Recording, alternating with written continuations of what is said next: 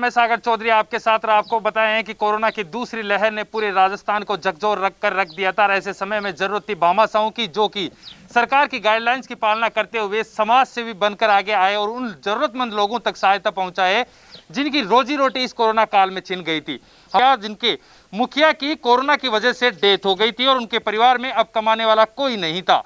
पूरा परिवार आश्रित अपने मुखिया जो पिताजी थे उन पर था, लेकिन उनके बाद में उनके 2-4 बेटियां थी, 2 की शादी हो गई, 2 की अभी नहीं हुई, एक छोटा बच्चा है, लेकिन कमाने वाला कोई नहीं है। मुखिया चले जाने के बाद उनकी पत्नी आप हमारे साथ हैं।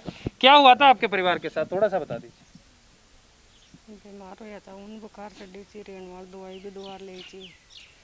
अच्छा भी होगा तार पे मारकन खर्चो पानी दुआएं थोड़ी पिसाई सा भी गुन रही है। आपकी कितनी बेटियां हैं और बेटे? 4 बेटे हैं। शादी हो गई सभी की? 2 की हुई है। अच्छा, इस समय में कोई और आपके पास आया आशु सिंह सूरपुरा के अलावा जो कि इस कोरोना काल में आपको मदद करता, खाने की पूछता या फिर घर की क्या कहा? कोई को नहीं। अच्छा, कोई आपके पास आकर मदद नहीं पूछी, ना शासन से ना प्रशासन से? नहीं, कोई को नहीं पूछा, कोई आयो को नहीं। जो लोग आकर बड़ी बड़ी बातें करते हैं इनके पुत्र के पास चलेंगे। आप बता दीजिए, सरपंच साहब बेसावा के हमारे साथ है। सरपंच साहब, इतना बड़ा वाकया आपके गांव में, उसके बाद में कोई इस परिवार की हालत पहुंचने नहीं आते हैं। एक जोटवाड़ा विधानसभा के प्रतिनिधि है, उनको इतनी दूर आना पड़ता है, चिन्हित करना पड़ता है। नहीं, मैं परसों भी आके गया था इनके घर पर कल ही, और मैंने विश्वास भी दिलाया इनको।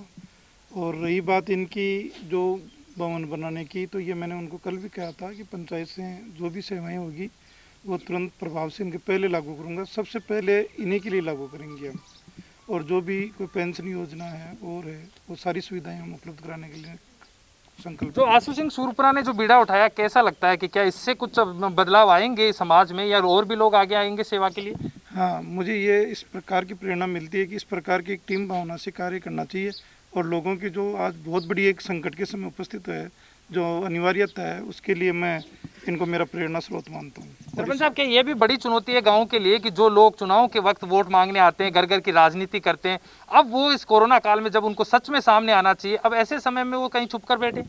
हाँ, तो ये बहुत बड़ा गलती है उनकी। इस प्रकार से मेरे हिसाब से तो मान लो अपना क्षेत्र है, किसी क्षेत्र में जो उनको समय पर आकर के इनको संभालना चाहिए था। हालांकि मैं कोशिश कर रहा था, मैं सैनिटाइज में लगा हुआ था। मेरी योजना ये थी भाई, मैं आज सैनिटाइज पूरा होने के बाद मैं इनसे संपर्क करके इनकी व्यवस्थाएं करूंगा। ऐसे कुछ और भी परिवार हैं जो आप चाहेंगे कि आशु सिंह सूरपुरा उनके घर तक जाए और उनको भी आर्थिक मदद पर? परिवार में अभी तो कर चिन्हित तो हमने नहीं किए, क्योंकि बड़ी घटना हमारे पास यही है, और जो भी होगा हम चिन्हित करके बता देंगे सर। ये थे हमारे साथ बेसावा ग्राम पंचायत के सरपंच और आशु सिंह सूरपुरा, जो कि जोटवाड़ा विधानसभा क्षेत्र के समाज सेवी के रूप में निकल कर आगे आए हैं। हिंदुस्तान में बड़े लोग, बहुत से लोग बाहर आए, लेकिन ऐसा एक जो उदाहरण पेश आशु सिंह सूरपुरा ने जोटवाड़ा विधानसभा में पेश किया है वो अग्रणीय है। उनकी प्रेरणा से और भी भामाशाहों को, समाज सेवाओं को आगे आकर ऐसे लोगों का बीड़ा उठाना चाहिए जिन परिवारों के मुखिया नहीं है और जिनकी आर्थिक मदद करना जरूरी है।